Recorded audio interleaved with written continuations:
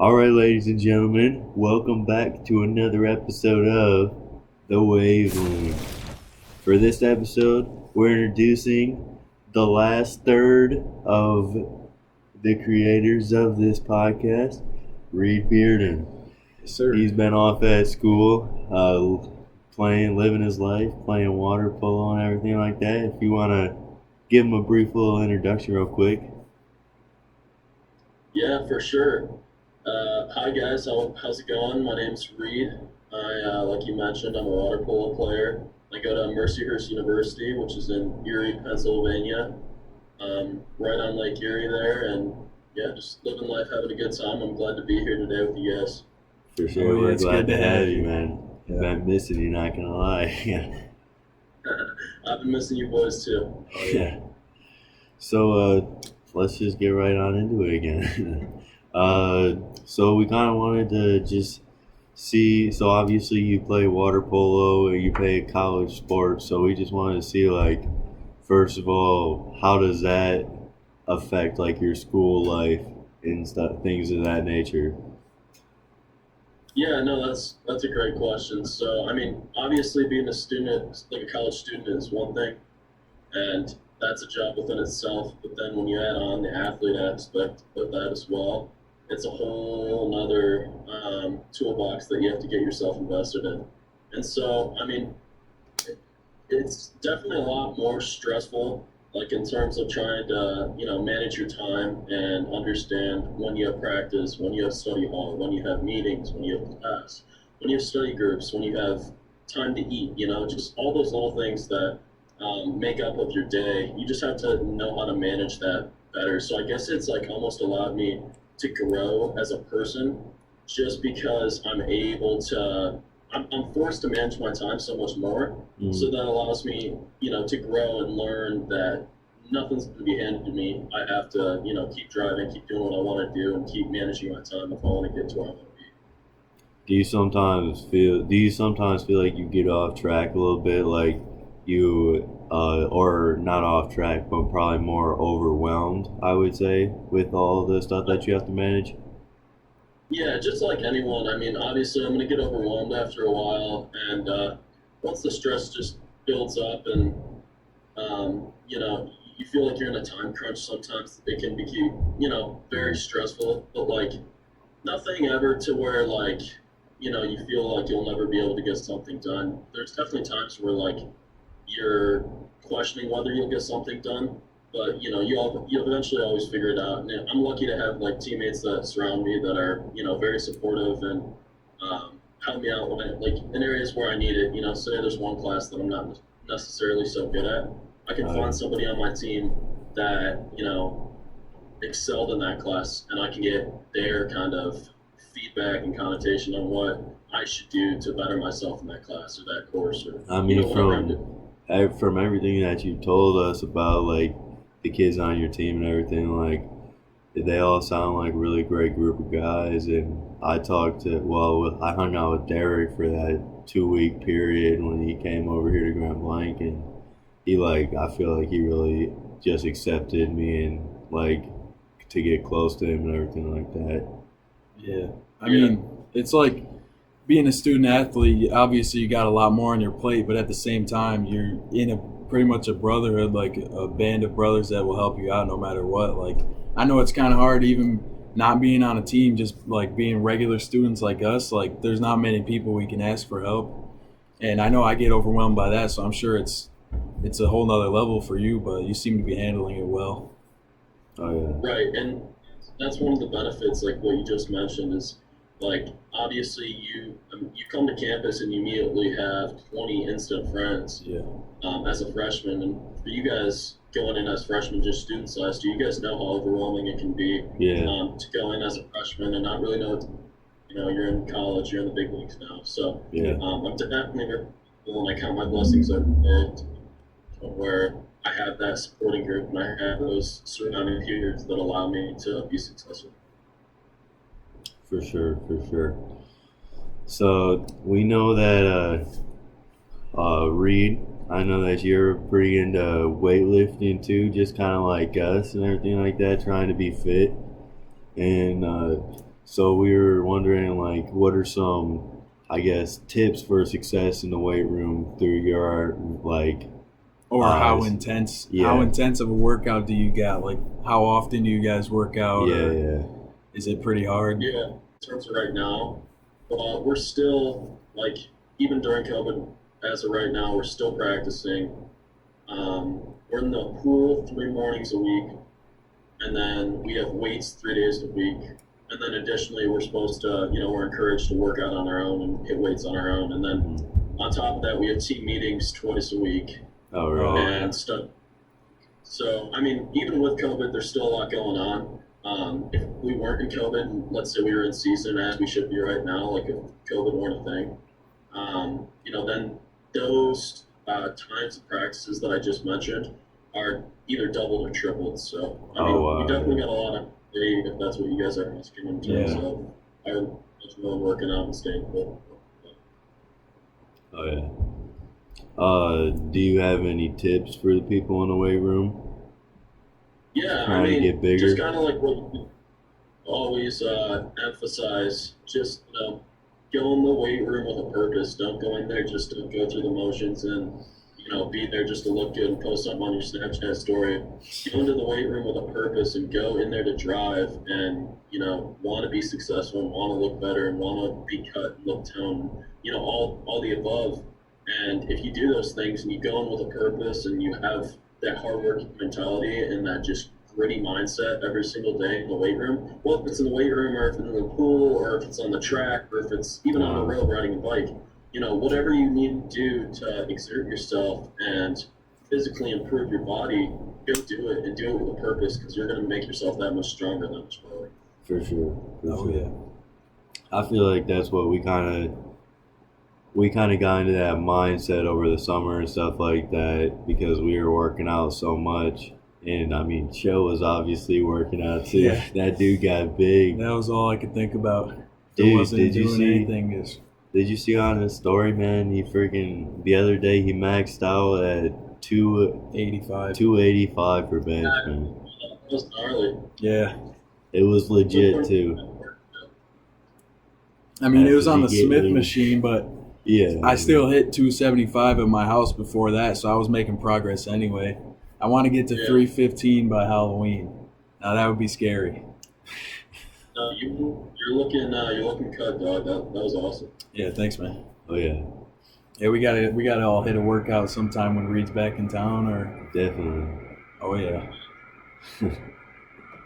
Well, that's also like another thing too. Like with is like obviously there's like setbacks and obstacles in life that push you back or may like slow you down, and that doesn't even have to be like within working out. Like that could literally just all be in your head or whatever, right? yeah, But obviously there's going to be those obstacles and things that come along, and like for me, that those obstacles this summer was like my wrist, and like Oh like yeah. for those of you that don't know, I broke my wrist at the end of August, I believe, and I was in a cast till 2 weeks ago. You gotta tell him how So, you did it, man. um, I was playing basketball with my little brother Ryan, and we both went up for a rebound at the same time, and I came down and collapsed over him and landed on my left wrist. Oh, man. I was being an idiot. But, And then you gotta tell him about how when you went to the UP, you cut that boy off. oh yeah, so yeah, I had it on. So originally the doctor said, "Hey, we're gonna put a cast on for a week, just as a precautionary. I think it's just sprained." I was like, "Okay." So I put a cast on. I go up to the UP of Michigan, the Upper Peninsula, and we were jumping off cliffs and doing some different crazy stuff like that. And I jumped in, and I had this waterproof cast thing on. I thought it was gonna be totally fine, but as soon as I hit the water, just boom, the whole thing filled up with water. My cast was right. So, I mean, I made the executive decision at that point to cut it off. And I went home, and a week later, the doctors were calling me idiots for cutting it off. What a when they savage. cast on.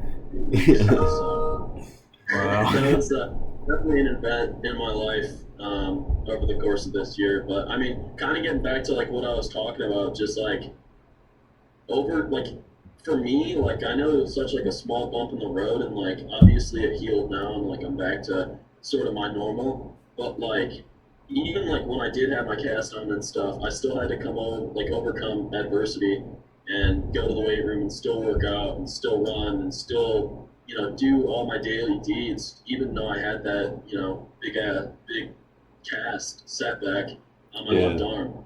So I mean, just those little things, like if you can overcome those things and like show that you can get past them and get through them, then that just allows you to grow and become a better person. Well, I mean, it honestly like does affect you though, like pretty severely, because you couldn't hit the weights pretty much at all, like during that period of time.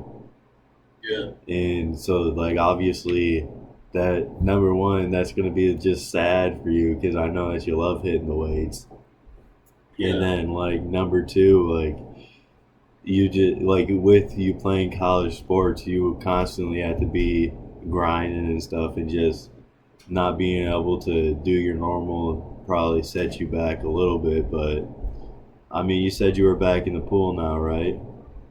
yeah. No, I'm back in the pool and I'm pretty much fully cleared. I can do everything in the pool, everything in the weight rooms. The only thing I can't do right now is bench, and that's really what's killing me because Yeah. both I love the bench. So Yeah.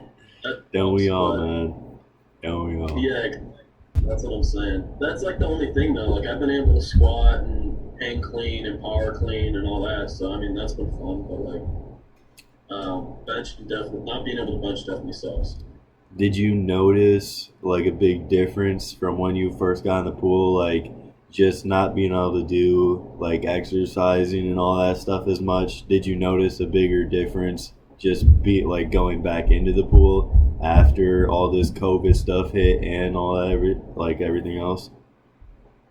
Yeah, I mean obviously everybody was already at a major setback when they first jumped in the water, Yeah, just because like what we were saying, like COVID, us being out of the pool for 6 months, and that's never happened before. Most of us are practicing like we maybe get like a month off during the year, yeah, whereas like now we take this 6 month break and try to jump right back into the water. It's just not going to be the same, right?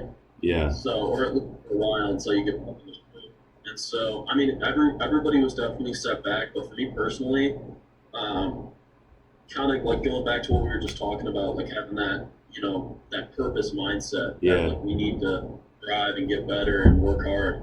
And I think when me and a lot of the other guys on my team went in with that purpose mindset and just really drove ourselves to um, exert ourselves physically as best we could, yeah. I think us to just grow and just be able to regain that strength that we had lost during quarantine. Yeah, that's good. Like when teams have that type of mindset, I feel like they, I don't know, they can do whatever they want, to be honest. Because a, a better team with like better athletes and stuff like that, they can lose very easily to a team that just has decent athletes, but they are all super connected and they just all have that same mindset And that where, team where, chemistry. yeah, where we're gonna do what it takes to win, no matter what. Yeah.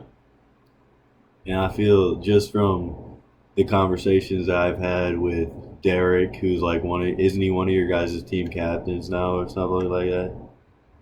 Yeah, he's definitely one of our leaders. Yeah.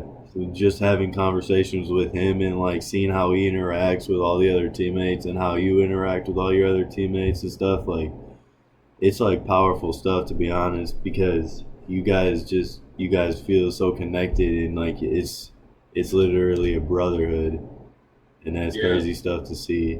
Like, I mean, I guess I used to be a part of it back when I used to play football, but Yeah. just me being out of it now, and then like seeing the team chemistry with you guys, like you can just tell.